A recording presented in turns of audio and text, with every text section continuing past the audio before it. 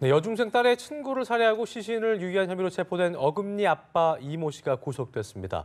이 씨 지인과 형제가 사건에 관여된 것은 물론이고 이 씨 부인의 석연치 않은 자살까지 더해지면서 사건 진상을 둘러싼 의문이 꼬리에 꼬리를 물고 있는데요. 네, 오늘 이중재 변호사와 함께 자세한 이야기 나눠보겠습니다. 어서 오십시오. 어서 오세요. 네, 안녕하세요.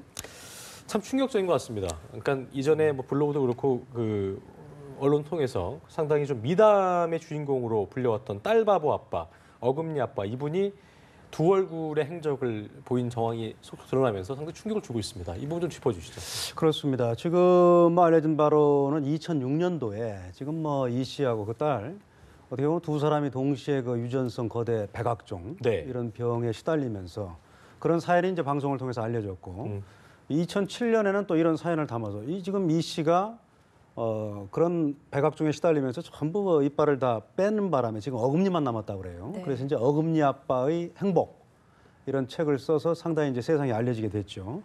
그런데 이제 그런 아주 어려운 처지에서도 정말 꿋꿋하게 세상을 살아가고 특히 이제 딸의 수술비를 마련하기 위해서 헌신적으로 노력하는 그런 아버지, 예. 소위 말하는 우리가 말하는 딸바보 아빠 이렇게까지 알려졌던 사람인데 지금 현재는 친구 딸을 살해한 혐의 그리고 그 사체를 유기한 혐의로 조사를 받는 이런 이중적인 상황에 처하게 된 거죠. 네, 이 씨가 검거 당시에 살해 혐의는 부인을 하고 이제 사체 유기 혐의만 인정했지 않습니까? 그런데 부검을 해보니까 사인이 목졸림으로 인한 질식사로 나왔어요. 어떻게 보세요? 그렇습니다. 지금 이 씨 부녀가 지금 발견됐을 때 수면제를 과다 복용하는 바람에 예. 지금 의식이 불명한 상태였다가 불분명한 상태였다가 지금 이 씨만 회복된 상태인데 지금 본인은 굉장히 부인하고 있어요. 그냥 사체만 자기는 유기했을 뿐이다 이렇게 얘기를 하고 있는데 좀 상식적으로는 안 맞아요. 왜냐하면 본인의 주장대로 친구 딸이 놀러 왔다가 집에 있던 자살약을 잘못 먹어서 그렇게 됐다면 그냥 경찰에 신고하면 그냥 끝날 일이거든요.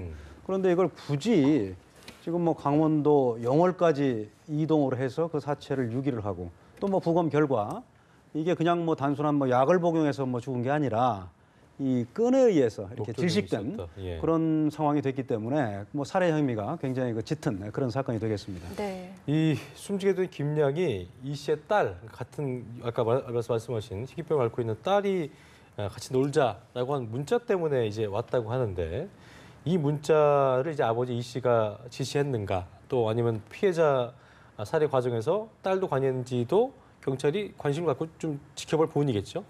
당연히 봐야죠. 예. 지금 딸도 지금 피의자로 지금 입건을 했다고 그래요. 당연히 입건을 해야 될 걸로 보고요. 네네. 다만 이제 이건 딸이 범행에 가담했다 하더라도 결국은 아버지가 주도했을 거예요. 그렇기 때문에 딸의 처벌은 그렇게 강하게 하지는 않을 거예요. 수사 당국에서. 어쨌든 공범으로는 그렇습니다. 공범으로는 입건을 하고 딸은 제가 볼 때는 공범으로 입건하는 의미보다도 지금 이 일이 과연 도대체 어떻게 일어나느냐. 지금 말씀하신 대로 처음부터 그 살해된 여중생을 집으로 유인하는 걸 아버지가 지시했는지 도대체 왜 살해를 한 건지 이런 부분을 얘기해 줄 수 있는 본인이 입을 열지 않는 한 가장 또 어떻게 보면 결정적인 참고인 또는 증인이 그 딸이죠. 그렇기 예. 때문에 딸의 조사는 필수적이다. 그리고 딸이 지금 의식을 잃었습니다만은 지금 수사 기간이 좀 남아 있어요. 경찰에서 10일 그리고 이제 검찰에서 최장 20일까지 수사를 할 수 있기 때문에 그 동안에 딸의 의식이 회복되면은 엄밀한 수사가 이루어질 걸로 생각을 합니다. 예. 또 이 범행 후에 이 씨의 도피를 도운 조력자의 존재까지 드러났고요. 예. 또 이 씨가 검거됐을 때 홈페이지에 자살 가능성을 암시한 글을 대신 게재해준 이 씨의 형까지 또 어떻게 가담했을 가능성도 점쳐지고 있는데 그렇습니다. 지금 이 사건은 지금 말씀하신 바와 같이 정말 상식으로는 도저히 이해가 되지 않는 사건이에요. 그 형도 도대체 왜 이 자기 동생의 자살을 암시하는 걸 인터넷에 올렸는지 그 부분도 엄밀하게 수사가 돼야 될 부분이라고 봅니다. 왜냐하면 지금 동생이 무슨 얘기를 했으니까 그걸 올렸을 거 아니에요. 예. 이게 과연 자신의 동생의 범행을 좀 은폐하기 위해서 그걸 도와주기 위해서 이런 일을 한 건지 그러면은 증거인멸죄는 될 수 있습니다만은 형이기 때문에 처벌은 못 해요. 친족간에는 증거인멸은. 예. 다만 사체를 버리는데 영월에 가서 유기하는데 형이나 또는 지인들이 도움을 줬다면은 사체 유기죄의 공범으로는 처벌할 수가 있게 되겠습니다. 네. 그렇군요. 이 사건의 최대 의문 중에 하나가 바로 이제 왜 숨진 김양이 타겟이 됐냐. 그러니까 이제 그 온라인들의 어떤 글들을 보면은 이 친구 그 딸이 친구들 놀아주지 않다가 오히려 놀자고 해서 좀 좋은 의도로 온 친구인데 왜 이 친구가 타겟이 됐는가가 가장 중요한 부분인데 그 뭐 원한 관계에 있는 것도 아니고 우리가 1차원적으로 봤을 때는 뭐 크게 뭐 없잖아요. 없는데 왜 듣는지를 좀 생각해봐야 될 것 같은데. 그렇죠. 그래서 저도 그 부분을 생각을 해봤는데 지금 그 자기 딸의 친구를 집으로 불러들일 이유가 하나도 없어요. 사실은. 왜냐하면 초등학교는 동창생이지만은 최근 2년간 연락이 전혀 없었다고 하고 또 네. 중학교는 저 다른 곳을 다녔다고 하거든요. 그렇기 때문에 뭐 굳이 부를 이유가 없는데 2년 만에 갑자기 연락해서 그 살해된 그 친구도 그냥 뭐 친구의 부탁을 거절하기 어려운 하여튼 뭐 그런 성격이었다고 해요. 그래서 이제 간 거기 때문에 지금 부른 이유부터 해서 이 부분은 엄밀하게 수사가 돼야 된다. 또 뭐 이렇게 생각을 합니다. 예. 또 공교롭게도 이 씨의 부인이 이 사건이 있기 한 달 전쯤에 자살을 했지 않습니까? 이 부분도 좀 석연치 않아 보이는 건 있어요. 그렇습니다. 지금 이 씨의 부인도 사실은 뭐 어떻게 되나요? 이 씨의 자기 어머니가 이제 영월에 거주를 하는데 그 어머니와 사실혼 관계에 예. 있는 남자. 그러니까 어떻게 보면 저 의부 시아버지죠. 시아버지죠, 그렇죠. 의부 예. 시아버지한테 성폭행을 당했다. 그래서 이제 9월 1일 날 고소를 했는데 고소를 한 지 나흘 만에 9월 5일 날 투신 자살을 했어요. 그런데 자살을 한 사체를 경찰들이 검시를 해보니까 좀 뭐 몸에 상처가 있었다고 그래요. 이마에 그리고 상처가 또 뭐 몸에 여성을 예. 뭐 비하하는 듯한 뭐 문신 뭐 이런 것도 새겨져 있었다고 하고 네. 그래서 이제 그 부분을 경찰에서 내사를 하고 있던 중에 이 딸 친구의 살해 사건까지 지금 겹친 겁니다. 그렇기 때문에 이 부분은 지금 현재 상태로는 도저히 뭐 범행 대상을 뭐 선정한 경위라든가 범행 동기가 도저히 나타나질 않아요. 그런데 지금까지 알려진 바에 의하면 이 사람이 이렇게 유명세를 타다가 뭐 2009년 이후부터는 뭐 대중들의 관심에서 좀 멀어졌다고 그래요. 그래서 또 뭐 우울증이나 이런 걸 좀 알았다. 뭐 이런 주장도 지금 제기되고 있고요. 또 한편으로는 좀 뭐 성과 관련된 일종의 무슨 뭐 성도착증 같은 그런 증세가 있을 수도 그렇죠. 있어요. 예. 물론 뭐 숨진 그 딸 친구의 뭐 부검 결과에서는 뭐 성폭행이라 이런 없었지만. 흔적은 없었습니다. 그렇지만은 이 끈으로 목을 조를 흔적이 있기 때문에 어떤 뭐 이 씨가 어떤 뭐 성적으로 요구를 하다가 그 자신의 말을 듣지 않으니까 그냥 목을 졸랐을. 그러니까 뭐 이런 정신병적인 측면 그런 부분도 이것과 조사를. 좀 관련이 있는 걸로 그렇게 보입니다. 예. 이게 보니까 이 씨가 전과가 여러 차례 있는데 아까 말씀드린 대로 블로그나 언론에 이제 자신의 딸의 사연을 공개하면서 후원을 받아왔지만 이걸 또 이제 어떤 그 딸의 희소병을 기부 모금에 악용했다. 그러니까 외제차도 있었고 월세로 주거지를 2채나 보유하고 있었다고. 그러니까 나름대로 풍족한 생활을 해왔던 것으로 알려지면서 이 부분도 좀 굉장히 성시하는. 그렇죠. 의문이죠. 조사하고 있습니다. 지금 뭐 외제차가 지금 알려진 바로는 3대거든요. 본인 명의로 된 뭐 미국산 포드 토러스가 있고 그다음에 지인하고 자기 누나 명의로 된 BMW 차량 2대. 예. 또는 뭐 누나 명의로 된 에쿠스 차량 뭐 이렇게 해서 뭐 차가 외제차 3대. 또 우리나라 고급 승용차 1대. 그렇죠. 그러니까 결국은 근데 이 씨는 특별한 직업이 없던 사람이란 말이에요. 그러면 결론적으로 뭐 모금액으로. 어떻게 되냐면 결국은 모금액을 결국은 뭐 부당하게 이렇게 사용해 온 것이 아니냐 이렇게 강하게 추측이 됩니다. 네. 이 부분에 대해서는 아까 잠시 말씀해 주시긴 했는데 지금은 어쨌든 이 씨의 상태가 호전이 되지 않았기 때문에 자신 신상과 관련된 질문 외에 사건과 관련된 질문에는 일체 답변을 거부하고 있는 상황이거든요. 앞으로 수사가 잘 이루어질 수 있을까요? 수사는 저는 뭐 지금까지 나타난 뭐 정황 증거만으로도 지금 예를 들어서 살해된 그 딸 친구가 그 시간 동안에 살해되기 전까지 다른 장소에 들른 적이 없단 말이에요. 지금 예. 나타난 걸로 보면은 결국은 이 씨 집에 있을 때 그런 일이 일어난 건데 목 졸른 것도 결국은 그 집에 있을 때 일어난 일이다 이렇게밖에 볼 수 없거든요. 그래서 제가 볼 때는 증거의 70~80% 정도는 이미 수집이 됐다. 다만 뭐 워낙 중한 사건이기 때문에 뭐 일반 사건도 그렇습니다만은 정말 철저하게 증거를 수집을 해야 돼요. 그 관건은 결국은 이 씨에 대한 추가 설득 작업. 그다음에 이제 이 씨의 딸이 깨어나면은 의식이 예. 뭐 돌아오면은 이 씨의 딸에 대한 추가 수사 여기에 이제 수사의 성패가 달렸다. 이 이렇게 씨가 생각을 계속해서 합니다. 함구를 하게 되면 어떻게 되는 거예요? 그 이후 아, 수사 과정이. 본인이 함구하는 거는 어떻게 보면은 네. 우리가 뭐 본인의 자백에 의존하는 수사는 뭐 이제는 뭐 지양을 해야 됩니다. 우리 법률적으로도 뭐 진술 거부권이 엄연히 뭐 보장돼 있는 거고요. 예.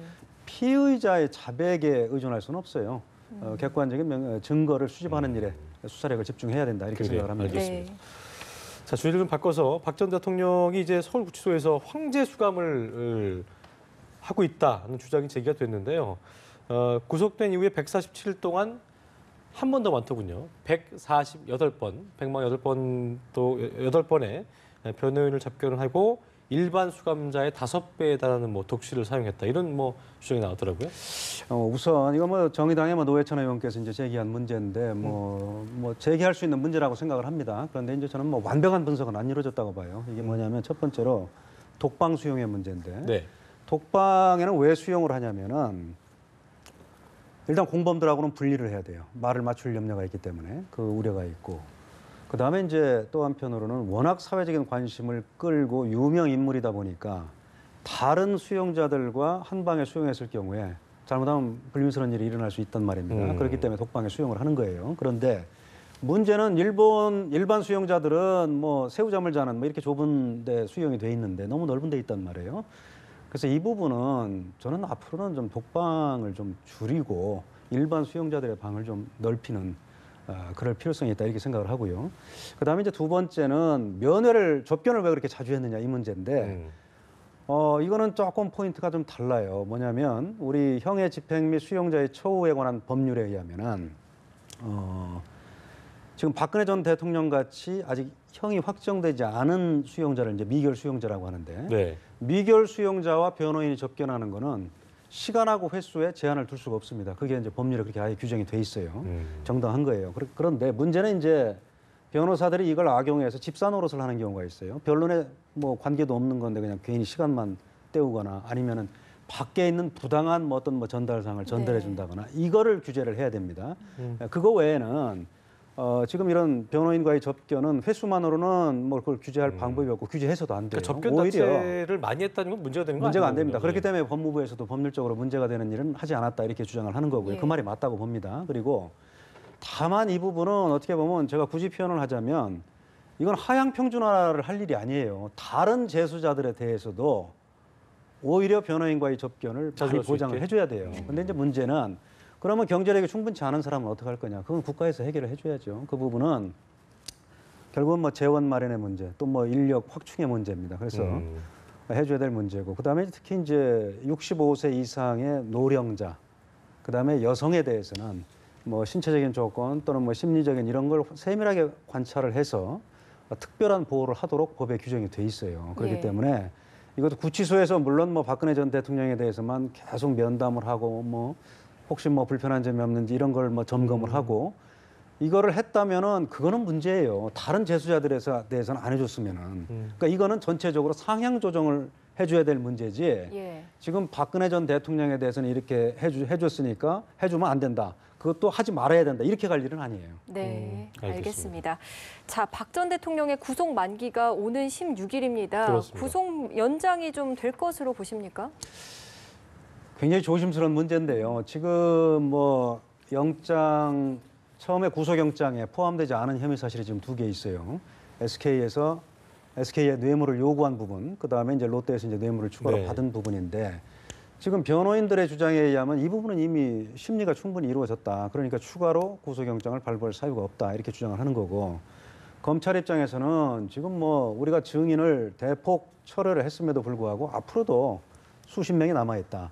지금 이 상태에서 석방이 된다면은 뭐 출석 안 하거나 뭐 증거를 인멸할 우려가 있다. 지금 이런 생각이거든요. 그런데 이 부분은 저는 그렇게 생각합니다. 개인적으로는 좀 구속 영장을 재발부할 필요성이 있다고 봐요. 그동안 계속 출석을 거부한 점도 있었고, 그 다음에 검찰이 기소를 하면은 무죄율이 사실 5% 이내예요. 지금 18가지 혐의인데, 뭐 대량 무죄가 난다 하더라도 일부 사실만 인정돼도 실형을 면하기는 어려운 사건입니다. 이 사건은.